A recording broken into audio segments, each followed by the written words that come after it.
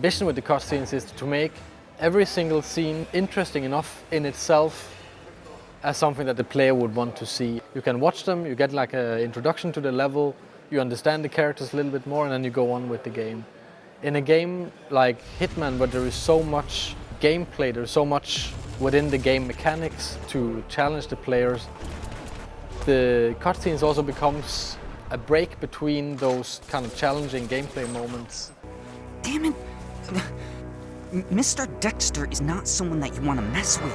I think cutscenes are getting better and better. They're actually much, much better at using the language of cinematography and of like movie storytelling and making compelling stories and characters. And this is just a natural evolution in games to lean on what we've learned from cinema. We're actually treating it like a classical movie. We're trying always to have like these, really slow dolly moves and shooting from outside the doorway into the room and trying to have this like subtle treatment of it, and it actually works really well. We have like an awesome team of animators and environment artists and lighting and comping and the composers and sound designers. I mean, a lot of people are working really hard on making them. All right, what is it worth to you?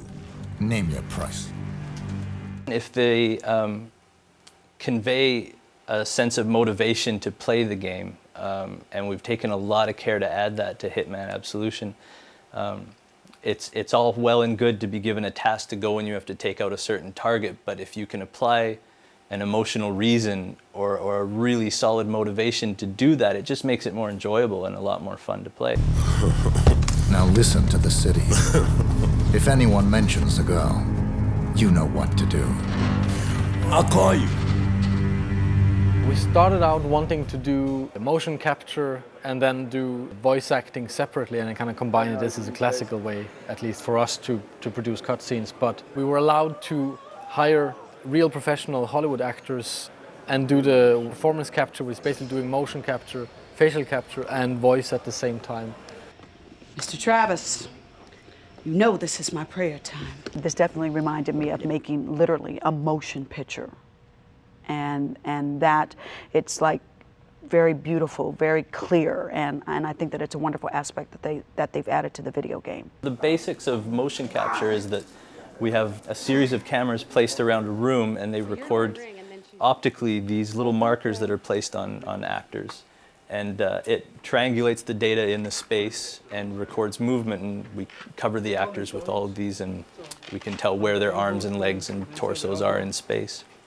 And that gets applied to the skeletons of the characters. Where performance capture comes in is similar, but on a far more subtle level. We had a helmet-mounted camera and used that as reference for keyframing. You have to marker up the face.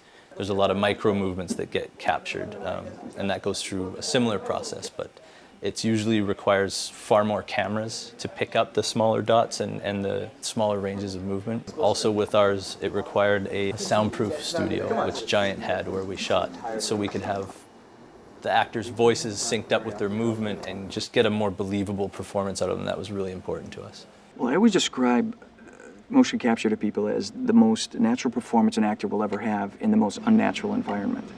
Because you're never having to cheat to camera, you're never having to cheat to a light, you're never having to worry about a camera over the shoulder, they don't have to worry about hair, makeup, lighting, wardrobe, nothing.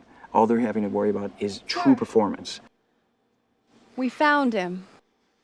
Okay, people, listen up. I'm giving a green light on this operation.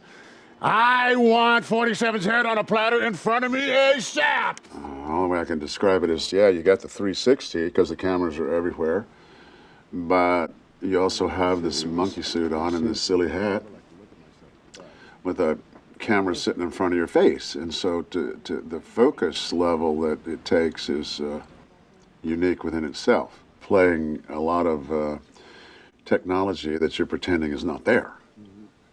So it's a whole other thing that takes some adjusting to get to. For example, just a simple thing, like,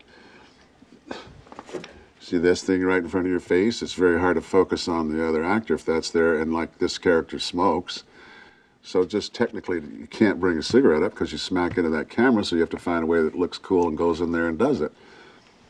So it was challenging.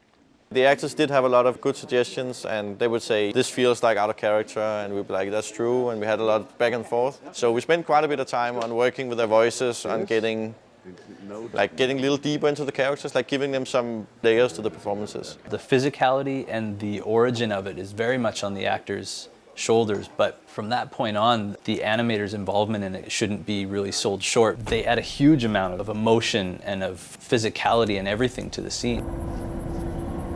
Wait. I heard you. You want me to snatch some chick?